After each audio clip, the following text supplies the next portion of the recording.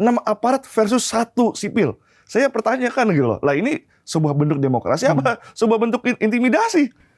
Apakah atau begini, dari mana mahasiswa khususnya BEM UI ini membiayai aksi yang kemarin? Kalau misalnya aksi yang kemarin itu ya, ada iya kan kita ada open donasi ya, dan juga yang pasti duit turunan dari organisasi tahun ke tahun tuh pasti nambah. Karena itu salah satu budaya organisasi biar mereka bisa tercapai. Belum lagi kan kita merupakan organisasi non profit ya. Jadi segala duitnya itu dikembalikan kepada BEM. Makanya sesimpel itu sih. Laporannya juga ada jelas. Laporannya selalu ada setiap tahun. Jadi tudingan-tudingan bahwa BEM UI itu dapat donasi dari luar yang dalam tanda kutip gak jelas itu nggak benar ya? Emang ada tudingan kayak gitu? Ya benar nggak? Oh ya nggak benar lah. Tapi ada kalau mahasiswa ada yang itu, dibayar gitu maksudnya. kalau itu cukup lucu sih karena karena aku kan ada bidang keuangan juga dan aku akuin mereka tuh selain bidang sospol yang turun aksi mereka tuh juga senantiasa mencari duit dengan cara-cara yang tentu legal dan halal gitu loh. Makanya tudingan-tudingan ini tuh sebenarnya tuh apa ya? Tudingan-tudingan yang gampang sekali dibantah dan juga itu tuh sangat tidak berdasar gitu. Sayangnya adalah ketika seseorang menuding hal tersebut, itu mereka tuh tidak bisa held accountable dengan perkataannya gitu loh. Ya. Nah, kalau kita bandingin sama yang teman-teman di UGM ya, ada Tio CS ya. Tio CS itu dituding ada seseorang dengan kepentingan politik di belakangnya. Kalau dari teman-teman BEM UI melihatnya seperti apa? Oh, terhadap tuduhan tersebut? Ya, sebenarnya itu tuh bukan hal yang baru gitu loh. Narasi ini sudah terjadi mungkin pasca reformasi lah. Kalau setiap ada aksi mahasiswa. Itulah upaya untuk menggemboskan suara-suara rakyat dan sebagainya, aksi-aksi untuk tuntutan tersebut. Karena ketika ada narasi tersebut kan dalam hindsight kayak kalau orang awam melihat ini kayak hot news gitu ya. Itu kan menyibukkan kita sebagai rakyat untuk tidak berdiskusi tentang aksi tersebut atau tuntutan tersebut, tapi malah diskusi ke hal-hal yang trivial, yang nggak berguna sebenarnya. Buat apa kalau misalnya aku mendiskusikan tentang ini itu apa? Pengaruhnya apa? Ya kita lihat saja tuntutannya bagus apa enggak. Itu kan sebenarnya sebuah strategi dari ya entah dari buzzer atau maybe dari pemerintah atau dari yang lain untuk membuat hal demikian gitu loh. Makanya narasi-narasi tersebut tuh ya strategi lama lah, playbook. Strategi lama untuk memecah. Gitu iya ya, pasti. Oke. Nah kalau balik lagi ke tujuan yang kemarin aksi, boleh disampaikan sekali lagi nggak? Tujuannya kemarin itu selain meminta pemerintah tidak boros anggaran, apa lagi? Jadi kita ada 5 tuntutan. Yang pertama ada stop pemborosan APBN. Kedua, turunkan harga BBM dan juga harga pokok. Ketiga, hentikan MBG dan KDMP. Keempat, hentikan militerisme di ranah sipil. Dan kelima, kami menuntut Prabowo Gibran untuk berhenti mengelak dan mengakui kesalahannya. 5 tuntutan tersebut. Karena itu 5 tuntutan pokok yang saat itu, sebenarnya saat ini, yang sangat menggelisahkan rakyat. Dan itu real. Maksudnya yang nomor 5 itu menuntut minta maaf itu dari 4 yang di atas tadi gitu. Maksudnya mengaku salah ada segala kesalahan yang ia buat gitu loh. Yang paling lucu adalah mungkin ini keceplosan ya. Saya pernah berdebat dengan namanya Hak Kurniawan. Dia tuh ketua organisasi Gerakan Cinta Prabowo. Dia sendiri, aku nggak tahu ya. Dia sendiri mengakui bahwa ekonomi sekarang tuh sedang lumpuh dan hancur gitu loh. Oke, saya bilang, Bapak mengakui oke. Tapi kira-kira presiden kita mengakui nggak? Wapres kita mengakui nggak? Dan jajaran-jajarannya mengakui nggak? Menkyu mengakui nggak? Bako mengakui nggak? Enggak dong. Bapak kan sebagai organisasi Gerakan Cinta Prabowo seharusnya bisa mengkokohkan hal tersebut, tuntutan tersebut kepada ya Prabowo Gibran. Pak, menurut kami ini kondisi ekonomi kita tuh sudah memburuk loh. Bapak kok di pidato Bapak nggak pernah ngabarin apa-apa ya? Selalu optimis. Oke, good optimism is good. Tapi apa yang dilakuin itu bukan good optimism, berbohong. Sesimpel seperti itu aja. Logikanya kan sebenarnya secara ekonomi harus optimis ya. Kan market itu melihat sinyal perkataannya. Tapi to the point di mana market itu sudah mengetahui gitu loh.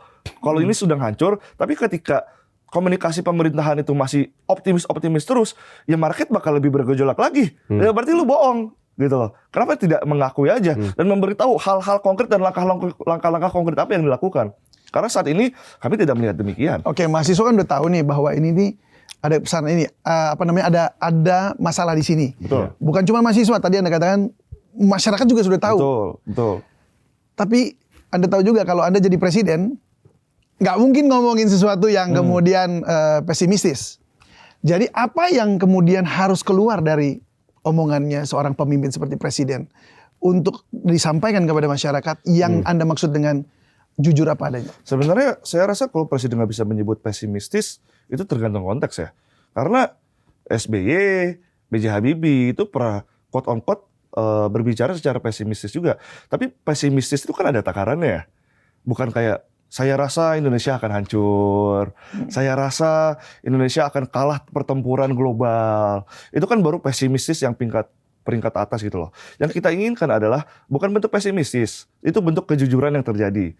Iya, Kasih contoh. Saat ini ekonomi kita, misal nih, iya nih saat ini ekonomi kita tumbuh 8,8%. Tapi sayangnya konsumsi masyarakat yang merupakan roda penggerak ekonomi kita itu tuh menurun. Tapi tidak apa-apa, kami akan melakukan bla bla bla bla bla bla gitu. Tapi kan saat ini ekonomi kita 8%.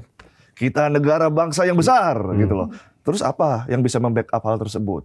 Sedangkan apa yang dikatakan Prabowo dan Prabowo DKK ya, itu merupakan ya ibarat kalau orang buat berita judulnya seperti ini gitu. Tapi kan di bawahnya dijelasin ya. Okay. Tapi kalau Prabowo Gibran judulnya doang yang dikasih lihat. Penjelasan tuh enggak. Anda melihat ada penjelasan nggak dari para pembantunya seperti Menteri Keuangan? Sama saja justru Menteri Keuangan kita ya kan dia koboi ya. Dia tuh justru lebih gila lagi, dia bilang ya IHSG to the moon. Selalu IHSG to the moon. Tapi kalau ternyata to the moon itu ada di bawah kita, mungkin itu yang dimaksud ya. Karena kita lihat aja pasca Prabowo pidato kemarin, IHSG kita faktual menurun gitu loh. Terus apa to the moon ya? Sekarang udah masih di bawah 6.000 kalau nggak salah. Ya kemarin katanya oh iya nih sekarang menguat dan sebagai hal. Lah sekarang menurun lagi ke 5.800. Dolar sekarang ke rupiah udah mau 18.000. Sekarang terakhir saya lihat 17.920. Lah there's a problem here gitu loh. Kenapa kalian tidak mau mengakui saja? Oke, baik. Tapi pada saat kemarin dalam posisi kayak gini, teman-teman mahasiswa ini sebenarnya tahu nggak dalam kondisi yang lagi kayak gini, kalian melakukan aksi terus ini memang benar-benar aksi ini memang harus benar-benar dijaga, jangan sampai ada anarki sama sekali ya. Nah ketika ada anarki, itu kan pasti akan tambah memperburuk suasana kan? Oh iya paham. Kalau dari teman-teman mahasiswa, ya sebenarnya pandangannya? kita harus lihat juga kan siapa sebenarnya anarki ini sesungguhnya. Ya anarki ini biasanya polisi dan intel-intel lain. Ya kita bisa melihat di Jogja ada intel masuk di konsolidasi mahasiswa.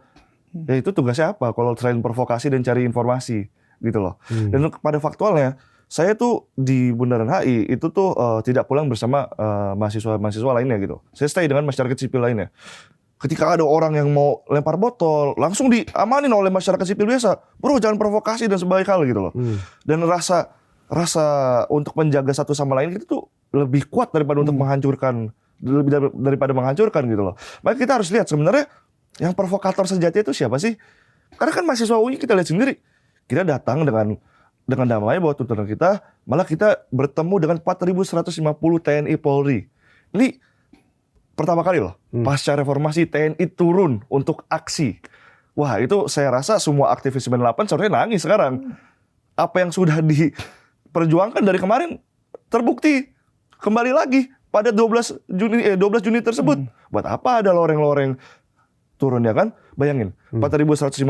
Ini belum lagi sebenarnya katanya ada nambah lagi di belakangnya kan. Yang saya tahu tuh dan saya riset, itu total tuh ada 6.080-an. Sedangkan aksi massa kita roughly, ini rough estimate ya, secara kasar aja. Dan bisa jadi ini lebih kurang, ini secara optimis. Itu 1.000. Kemarin itu? Iya. Berarti ada 6.000 aparat dibanding 1.000. 6 aparat versus 1 sipil. Saya pertanyakan gitu loh, lah ini sebuah bentuk demokrasi apa sebuah bentuk intimidasi?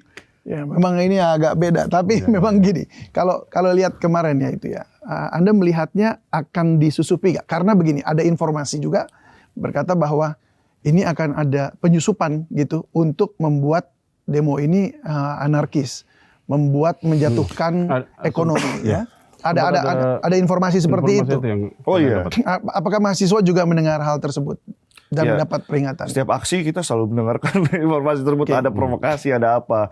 Tapi kan kita juga punya Istilahnya mekanisme kita tuh sendiri. istilahnya tuh bahasa mereka itu ada reformasi jilid 2 kan. Oh,